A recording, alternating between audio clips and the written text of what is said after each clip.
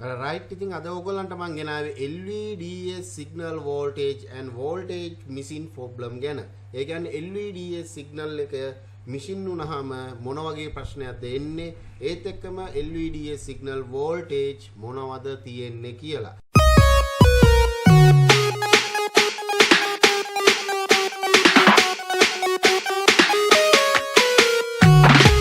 අපි යමු පළවෙනි සිග්නල් එකට.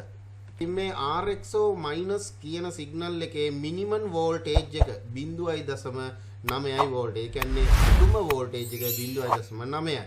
මැක්සිමම් වෝල්ටේජ් එක උපරිම ධාරිතාවය 1.2ක් දක්වා ඉහළ යනවා. ඒ කියන්නේ 0.9 සිට 1.2 දක්වා වෝල්ටේජ් පරාසයකට විහිදෙනවා මේ සිග්නල් මේ සංඥා පාත් එකේ.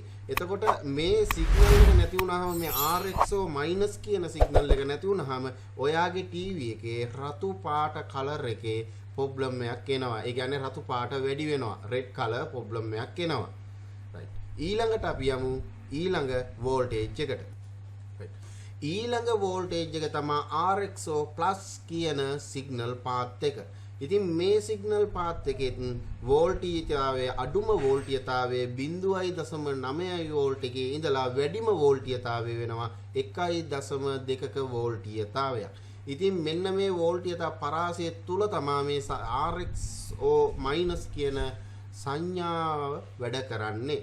ඉතින් මෙන්න මේ සංඥාව නැති වුණාම ඔයාගේ ටීවී එකේ රෙඩ් කලර් ප්‍රොබ්ලම් එකක් ඇති වෙනවා. ඒ කියන්නේ රතු පාට කලර් එකක් ඇති වෙනවා. මම මේ කියන්නේ ඕගොල්ලන්ගේ ටීවී එකේ සම්පූර්ණම රතු පාට කලර් එකක් නෙමෙයි.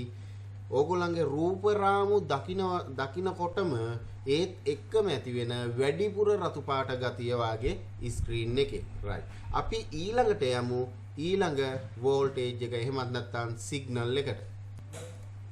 රයිට්. අපිට ලැබෙන ඊළඟ සිග්නල් එක තමයි RX1 minus කියන සිග්නල් එක.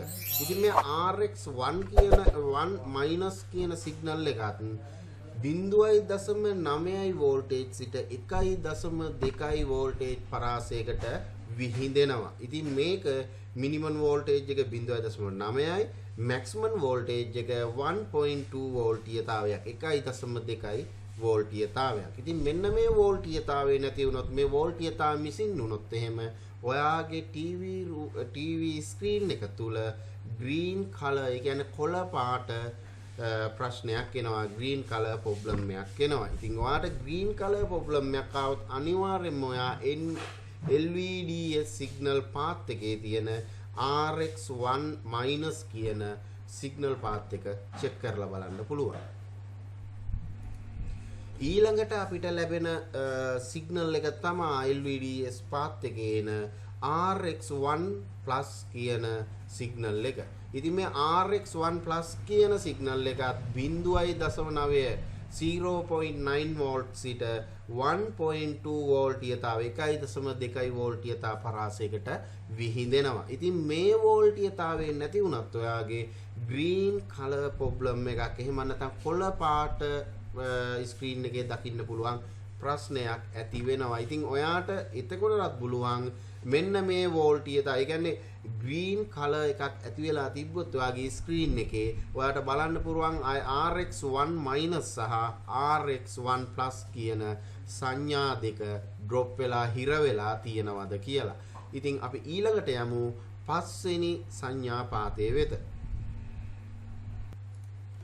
ඉතින් අපිට ඊළඟට ලැබෙන සංඥාව තමයි RX2 minus කියන සංඥාව.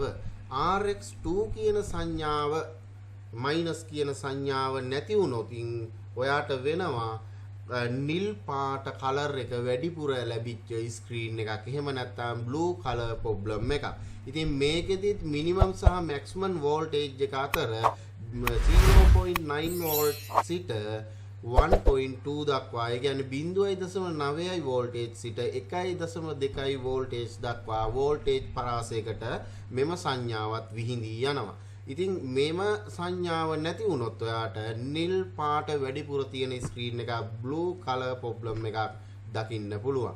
ඉතින් අපි ඊළඟට යමු ඊළඟ සංඥාපාතයේ වෙත. ඊළඟට අපිට ලැබිච්ච සංඥාව තමයි RX2 plus කියන සංඥාව. ඉතින් මේ RX2 කියන සංඥාවත් 0.9 සිට 1.2 වෝල්ටේජ් දක්වා වෝල්ටේජ් පරාසයකට විහිදෙනවා.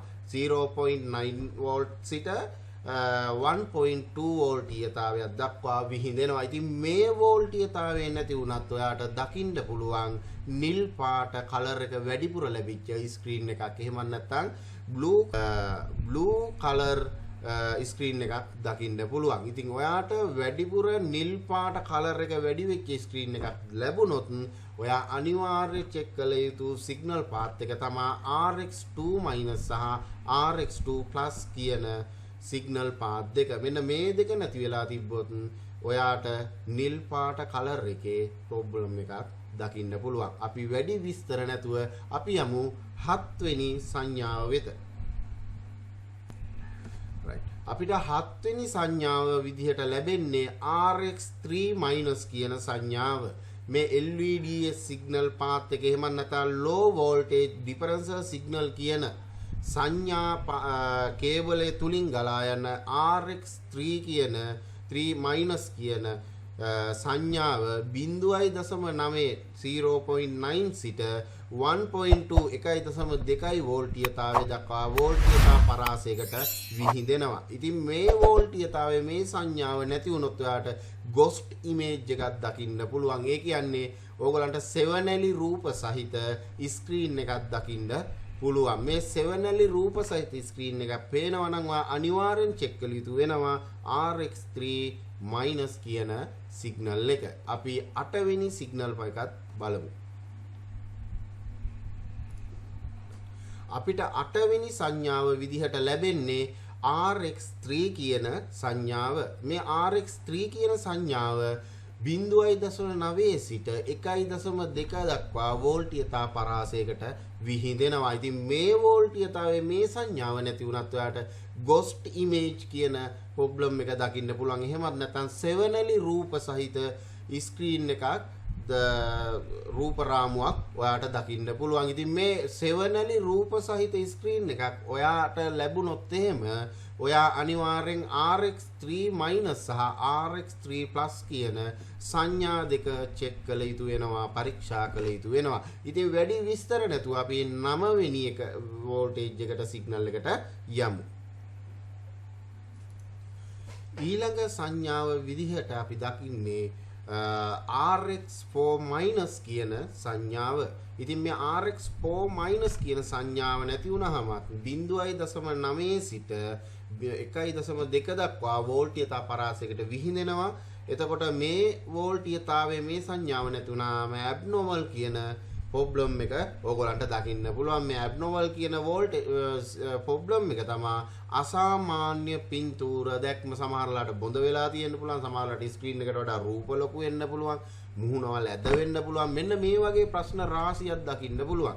ඉතින් එහෙම ප්‍රශ්නයක් එනවා නම් ඔයා RX4- කියන සිග්නල් එක චෙක් කළ යුතු, පරීක්ෂා කළ යුතු වෙනවා. අපි යමු 10 වෙනි සංඥාව වෙත.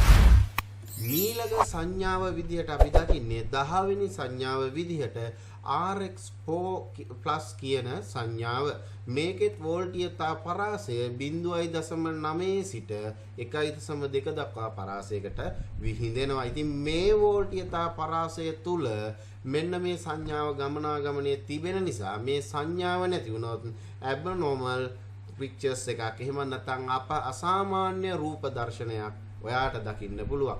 අපි වැඩි විස්තර කතා නැතුව 11 වෙනි සංඥාව වෙත යමු. අපිට 11 වෙනි සංඥාව විදිහට දකින්නේ CLK- කියන සංඥාව.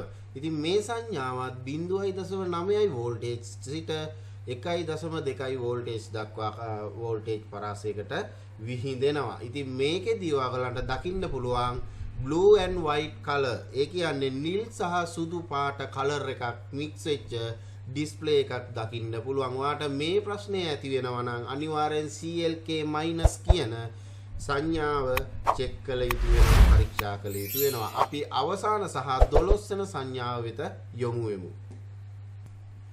අවසාන සහ 12 වෙනි සංඥාව විදියට CLK ප්ලස් කියන සංඥාව දකින්න පුළුවන්. ඒකත් 0.9 සිට 1.2 වෝල්ටීයතා පරාසයකට විහිදෙනවා. ඉතින් මේක නැති වුණත් ඔයාට නිල් සහ සුදු පාට මික්ස් වෙච්ච blue and white color problem එකක්, නිල් පාට සහ සුදු මික්ස් වෙච්ච ඩිස්ප්ලේ එකක් දකින්න පුළුවන්. ඉතින් අද මම ඕගලන්ට කියලා දුන්නේ LVDS signal, ඒ කියන්නේ low voltage differential signal කියන කේබල් එක හරහා ගමන් කරන සංඥාවල වෝල්ටීයතාවයන් සහ වෝල්ටීයතාවයන් මිසින් වුණාම, ඒ කියන්නේ සංඥා මිසින් වුණාම ඔයාගේ ටීවී එකේ ඇති වෙන ප්‍රශ්න ගැන. ඉතින් මෙවැනි වැදගත් වීඩියෝ නැවත බලන්න ආසයි නම් ඔයගොල්ලෝ මගේ මේ අත පැත්තේ පේන subscribe button එක click කරලා subscribe කරලා තියාගන්න අමතක කරන්න එපා.